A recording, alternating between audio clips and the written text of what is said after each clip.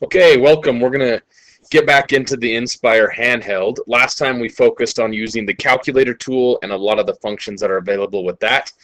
Now I want to get into the graphing tool. Between the calculator part and the graphing part, these are probably the two most commonly used pieces.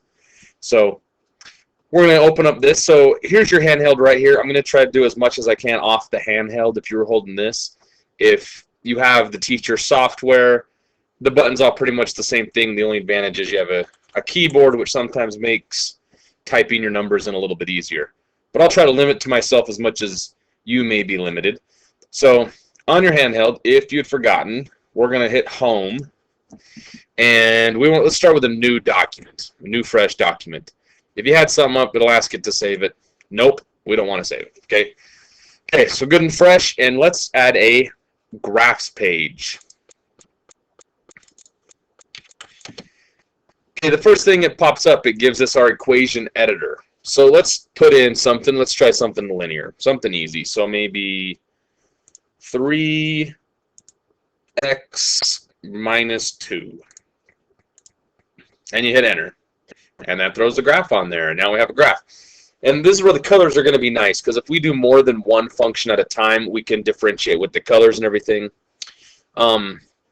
You can, if you want to graph a second piece, or bring that equation editor back, if you hit tab right there, it brings it down. And you might notice that now it's on F2, function 2, because we already used function 1.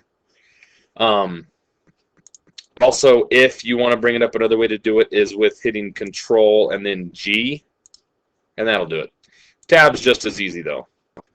So, and if you bring one up and you want to edit this first one, if you hit up, you can go up to the ones we already had, or down, and you can go through them all.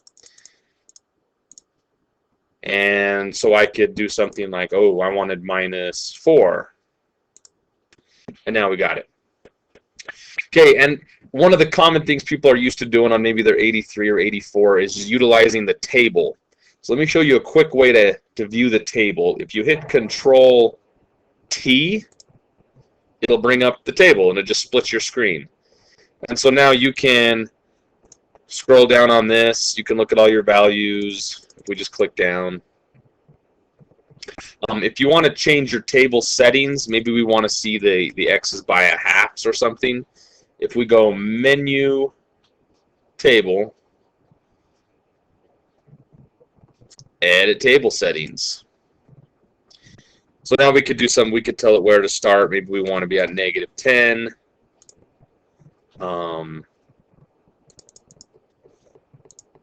We can go by halves. There you go. And if you want to put the table away, Control T will put it away. And let me point out something if we have a split screen. So Control T, pop up the table. You notice this thick black box around this part of the screen? This tells you what you have active. So if you want to come back over here, maybe we want to tweak the equation or something, you can either use your little scroll wheel to move your cursor around and then just click on this side. Let me see. Well, I have my mouse, so I can just click right here.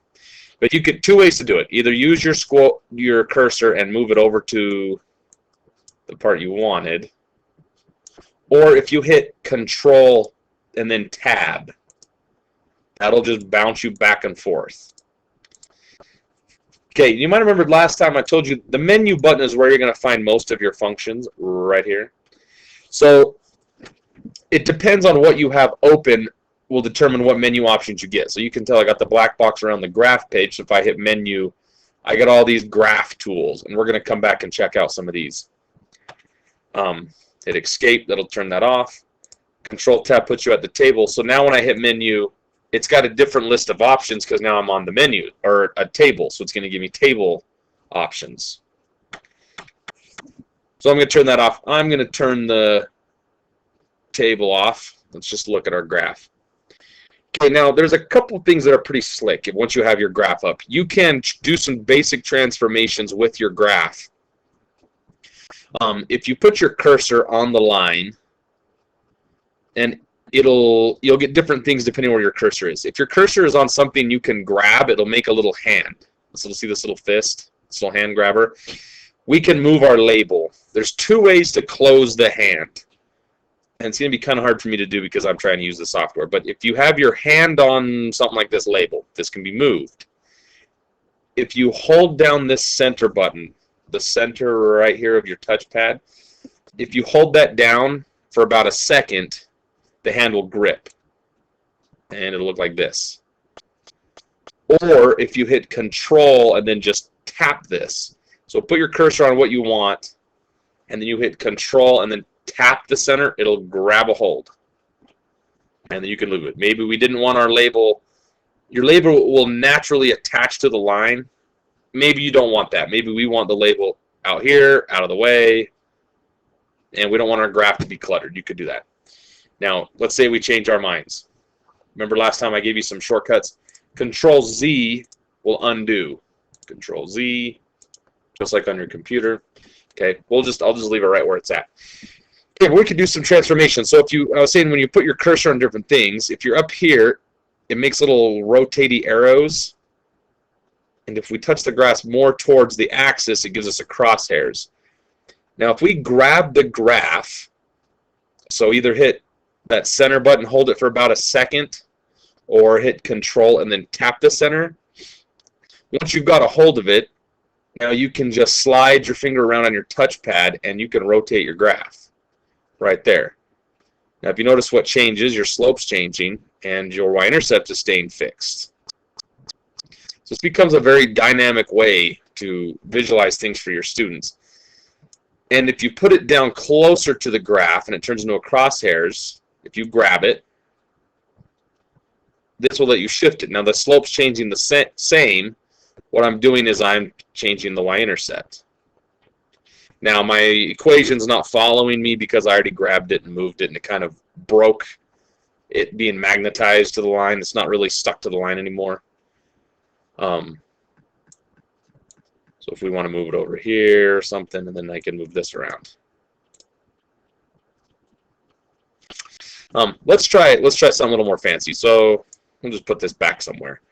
Maybe we want whole numbers on that. So hit Tab, and then hit Up, and I want to put it back to where we were. So 3x minus 4.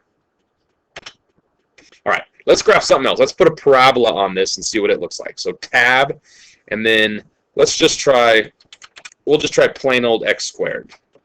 So let me back up if you didn't catch me on that. So I'm just using x right off the alphabet, and then there's squared. If you want to do other powers, right here, there's your squared, and there's your caret for doing other exponents.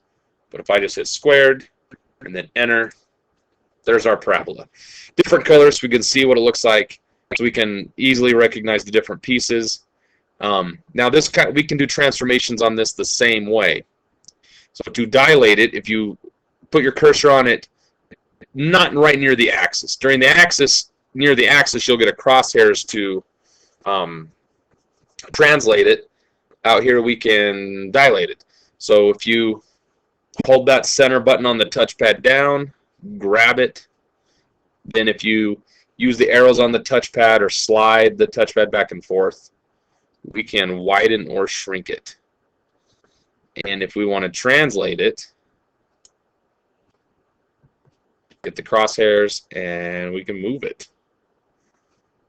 And I think that's pretty slick. If you notice as I move it, now I didn't like this thing. See how this moved with me this time? Because I have my function label attached. If I bring it over here, it's going to break that attachment. So now I can move it around without my label chasing me. And you notice it keeps it in vertex form. So you can see moving this only changes my coefficient, and this will change your vertex. These two values, your h and k, if we had it in vertex, our vertex formula. Let's get a new page. I want a new page. So let's get a clean slate. Now there's a couple ways to do that. If you recall, if I hit Control and then this dock button, I'd be activating plus page, and it'll add a page. It just gives me a generic page. I got to tell it which I want. I wanted graphs. So now I got 1.2. So if I hit Control left, that takes me back to my first page. Control right puts me on my new one. The other way to do it is if I go Home and then pick a graph. That'll open up a new one. So now I got 1.3. So do it from either way. So notice it's on F3 because I've already defined F1 and F2. So if I even hit up, yep, there they are. They're in there. I'm not seeing them, but we've already defined what F1 and F2 are going to be. Let's see if we can graph a line that looks a little more familiar. Maybe you don't use F function notation. You can almost graph anything you can think of. So if we go to menu, right here, I'm going to go to graph entry, and then, well, functions what we've been doing. This time I'm going to go to equation. And look at this. There's all of our conics. I'm going to come back and check out some of these. But under line, we can get, stop that, sorry. Let me try that again. Menu, sat on it for too long, I think. Okay, line. Okay, then the menu pops up. So we can do vertical lines. You can put it in a standard form. You can put it in slope-intercept form. So if we grab that one, so now I can just define what my slope is. And if you hit tab, tab will bounce you from thing to thing to thing. Oops. I was just going to say, if you were on this, you can either hit over. That'll get you there. Or I was going to say tab would. Let's give it a y-intercept of 3. So now I can still do my transformations with it. And it keeps it as y equals mxb style. And I can grab my label. Now, if you're having a hard time grabbing stuff, let me give you this tip too. Sometimes you might have things being selected. See, that's blinking now, and I've got things grabbing everywhere. If you hit escape, that'll deselect anything. So if you've got things grabbing everywhere, escape kind of lets go whatever you had. So I probably should have mentioned that when you had this too. Forgive me, because it's for me on the mouse. I just let go of the button. If you want to let go, hopefully you figured it out. Just hit escape, and that'll let go. Okay, let's try something else. Let's look at if you go into the menu. So there's where you could do just about any graph you could think of. Now the window zoom and window settings. This thing number 1. So menu, thing number 4, and thing number 1. We can change our window settings. Let's just modify them a little bit just to see. And if I hit tab, it'll bump me to the next one. 13, hit tab. We'll count by ones. And let's go -2, tab 20. And we'll count by 2s. So readjusted our window for us. Okay, let me go back. I want to show you under this menu, graph entry, equation, line, vertical. This is pretty cool, being able to graph vertical lines. So I can put x equals anything, and now I can get a vertical line. So if we hit tab, we can do another vertical line. I'm kind of stuck on vertical line mode. So if I hit tab to bring up my equation editor, I don't want to do any more vertical lines. When we're done with vertical lines, let's put it back to function style. So menu, graph entry, function. Now, okay, now I can do an F3 like I was back on.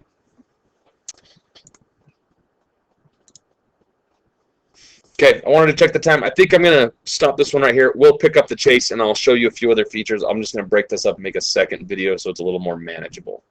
Okay, thanks.